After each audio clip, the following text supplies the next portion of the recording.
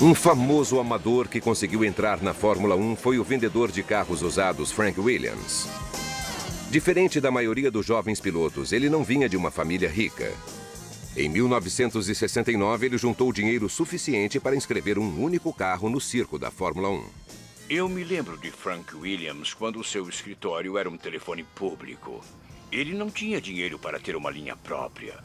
Então, ele fazia as suas ligações comerciais e esperava ao lado do orelhão para que ligassem retornando a chamada. Por isso, Frank sabe bem o valor do dinheiro. O seu primeiro piloto foi um velho amigo pessoal, Etonian Pierce Courage. Ótimo tempo. Courage terminou a temporada de 1969 em uma respeitável 8ª colocação no campeonato. Mas no ano seguinte, na corrida da Alemanha, aconteceu a tragédia. Courage bateu. O seu carro capotou. Ele permanecia preso enquanto seu carro pegava fogo. Frank Williams ficou arrasado com a terrível morte de seu amigo, mas não desistiu de sua obsessão. Eu sou um corredor. Sempre gostei disso e não penso em outra coisa. Já fui piloto, já fui mecânico, agora participo de tudo. Eu adoro o que faço, faz parte da minha vida e eu não tenho dificuldade para me manter entusiasmado e seguindo no meu trabalho. Eu simplesmente não consigo me imaginar fazendo outra coisa. Durante as temporadas seguintes, Frank Williams lutou colocando pilotos de segunda em carros de terceira. Mas no fim da década de 70, o seu sucesso cresceria bastante. Ele sabia do possível interesse da família real saudita em patrocinar a Fórmula 1. Descobriu então que o segundo filho do rei, o príncipe Mohammed, estava em Londres. Frank Williams estacionou o carro daquela temporada em frente ao hotel do príncipe. Mohammed olhou e se encantou. A Al Bilad, principal empresa do príncipe, se tornou um patrocinador importante. Outro momento de sorte de Frank Williams foi o seu encontro com o engenheiro Patrick Head. O conhecimento técnico dele casou perfeitamente com o talento empresarial de Williams. A união dos dois se transformou em uma parceria nunca vista. Eu não imaginava que projetar carros de corrida seria minha profissão, que eu poderia viver disso. Eu tinha vontade, o desejo de trabalhar com automobilismo, mas não imaginava que se tornaria uma atividade que exigisse total dedicação, dia após dia. E eu achava que não fosse durar muito e que algum dia arrumaria um emprego desenvolvendo máquinas de lavar ou alguma coisa de maior utilidade na vida das pessoas. Bom, até a chegada de Patrick eu vivia tropeçando e não conseguia ter sucesso em nada. Foram várias decepções que alguns achavam até engraçado e riam de mim. Mas desde então tem sido uma grande parceria, inclusive no lado pessoal.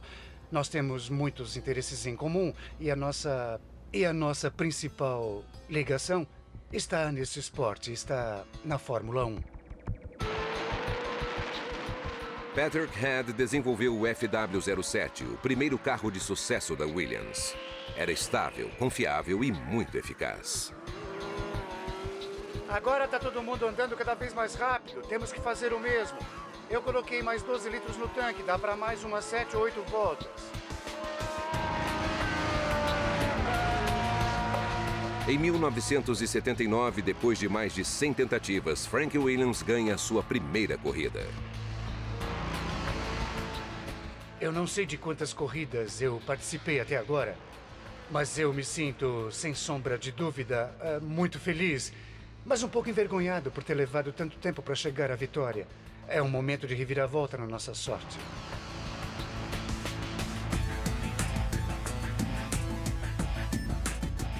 A equipe Williams de hoje está um século à frente do que era quando Frank começou na década de 60. Naquela época, o capital investido vinha da venda de peças usadas. Agora, vende-se espaço publicitário. Hoje, a sua equipe está em Silverstone, mas não para correr ou treinar. Eles estão aqui para gravar um comercial. A Fórmula 1 tem dois tipos de público. Um com pouca importância e outro com enorme importância. O público de pouca importância é o que vai às corridas. O que realmente tem um papel fundamental é o atingido pela televisão, porque representa o poder do dinheiro. E a Fórmula 1 é dinheiro. Muito, muito dinheiro.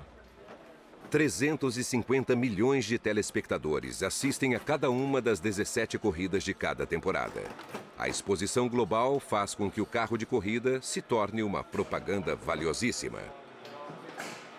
E Frank Williams sabe como vender isso. Eu acho que para um homem como Frank Williams, isso faz parte do divertimento. A disputa por patrocinadores é um outro tipo de competição. Ninguém na Fórmula 1 consegue vender melhor espaço aos patrocinadores. O braço da suspensão das Williams foi vendido para um patrocinador. Sabe, ele é o único a fazer isso. Quando se olha para outros esportes, existem muitas regras, assim como na Fórmula 1, sobre o tamanho máximo dos logotipos que se pode colocar na camiseta do jogador de tênis, por exemplo. O golfe é outro bom exemplo. Nem pensar em colocar um logotipo maior que isso aqui. E na Fórmula 1, com as suas regulamentações de partes técnicas no que diz respeito aos patrocinadores, não há nenhum tipo de limitação. E existem espaços enormes que os patrocinadores podem explorar. E uma das preocupações dos dirigentes da Fórmula 1 é saber se vai haver espaços suficientes no carro para a publicação desses logotipos. Muitos dizem cinicamente que os carros de hoje são do jeito que são em termos de aparência, com grandes asas traseiras e bastante carenagem, para que haja espaço para os patrocinadores e seus logotipos apareçam bastante. E, no fundo, eu acho que eles estão certos a esse respeito. Eu não vejo muito problema nisso. Se ele consegue gerar o dinheiro necessário para as pessoas que precisam dele para competir, se a única maneira é essa, eu não a condeno, tudo bem? O dinheiro dos patrocinadores transformou a Fórmula 1. Tudo começou com Colin Chapman. Ele surpreendeu o esporte em 1968. Os tradicionais verde e amarelo que vestiam a equipe Lotus foram substituídos pelo vermelho, branco e dourado de uma marca de cigarros. Tecnologia custa caro e o dinheiro tem que vir de novas fontes. Além dos tradicionais recursos vindos das companhias de combustíveis e pneus, que até agora tem sido a principal fonte de capital da Fórmula 1. O dinheiro é o denominador comum para o sucesso em muitos negócios, e com certeza é aqui também. Bilhões vindos da indústria de tabaco impulsionaram a Fórmula 1 nas décadas de 70 e 80. Mas agora a festa acabou. Esse tipo de cenário virou história. As equipes cederam recentemente às pressões governamentais e concordaram em abolir as propagandas de cigarros até 2006. Com a sua perspicácia usual, Frank Williams deixou de lado um antigo hábito e desistiu das propagandas de cigarros antes mesmo da proibição. Agora ele só negocia com empresas que podem ajudá-lo financeira e tecnicamente. Como as demais equipes, as finanças da Williams permanecem sob sigilo total. Mas estima-se que o orçamento anual da equipe chegue aos 230 milhões de dólares. Metade vem da BMW. Sendo 90 milhões de dólares na forma de 50 motores novos e 150 retificados.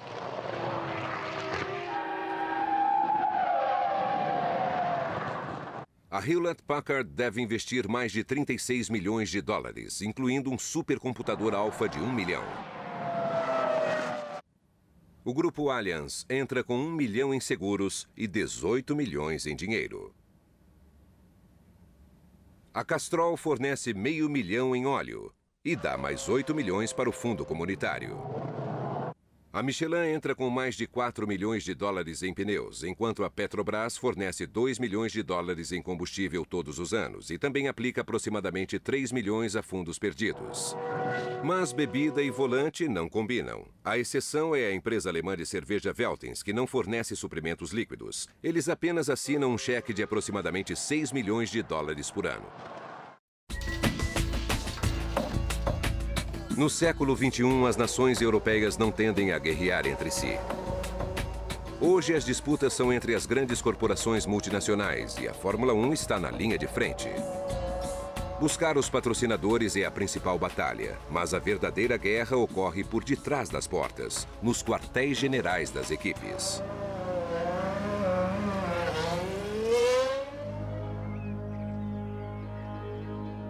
Na região rural de Oxford, na Inglaterra, existe um complexo industrial secreto. 450 pessoas trabalham aqui.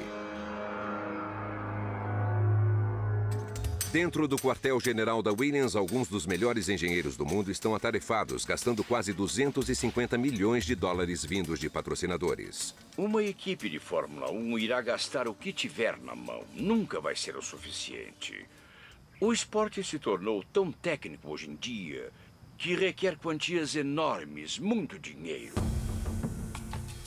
Os técnicos trabalham duro para que os carros possam melhorar seus tempos em centésimos de segundo. Nesse ambiente, as diretrizes europeias sobre horas de trabalho vão por água abaixo.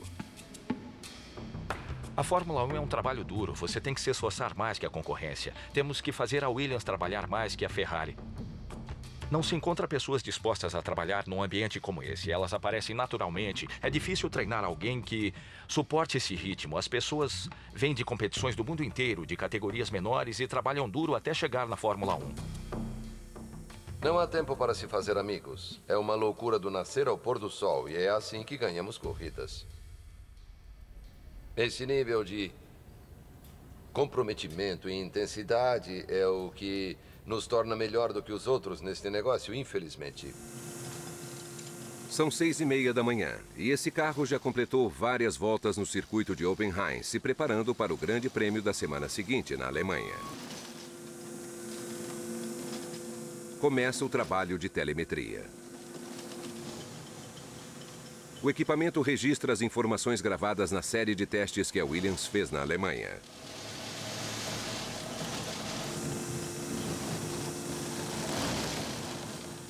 Essas informações permitem que os engenheiros regulem os carros para situações semelhantes que encontrarão quando retornarem às pistas. Nós costumamos colocar o carro oficial dentro da medição na semana da corrida e quando chega na segunda-feira, o carro está com os dados ajustados para a pista, partindo daí para uma maratona de 2 ou 3 dias de testes. Dentro dos laboratórios, os engenheiros podem modificar os amortecedores para um ajuste preciso da suspensão do carro. É muito importante um ajuste da suspensão do carro, porque minimiza o desgaste dos pneus, melhora a aerodinâmica, garante que o carro estará sempre no caminho certo para tirar o máximo do seu desenvolvimento e também transmite confiança ao piloto enquanto ele dirige. Um trabalho bem feito na região de Oxford irá poupar um tempo precioso de treinos na semana da corrida. O equipamento de telemetria custa quase $1 milhão. E nenhuma equipe se torna competitiva sem um deles. Uma equipe de ponta precisa também de Steve Barry. Ele fabrica escapamentos. Faz isso há 14 anos. Cada conjunto de escape custa $18 mil. É assim que o dinheiro vai embora. E Steve sabe o porquê. Todos se lembram do vencedor. Ninguém se lembra de quem chegou em segundo ou terceiro lugar.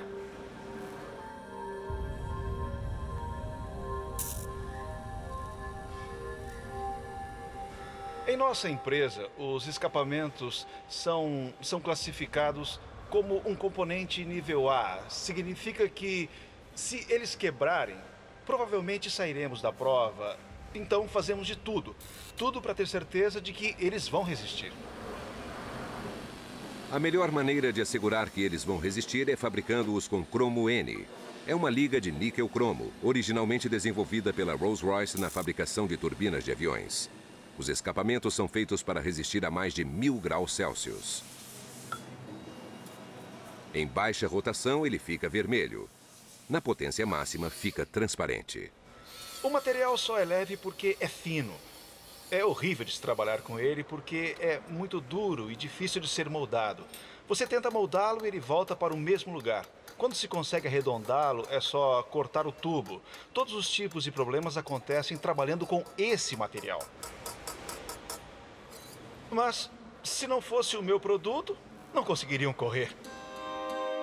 As equipes inglesas não teriam alcançado sucesso sem pessoas como Steve Barry. Artesãos habilidosos trabalham com materiais e invenções vindos das indústrias aéreas.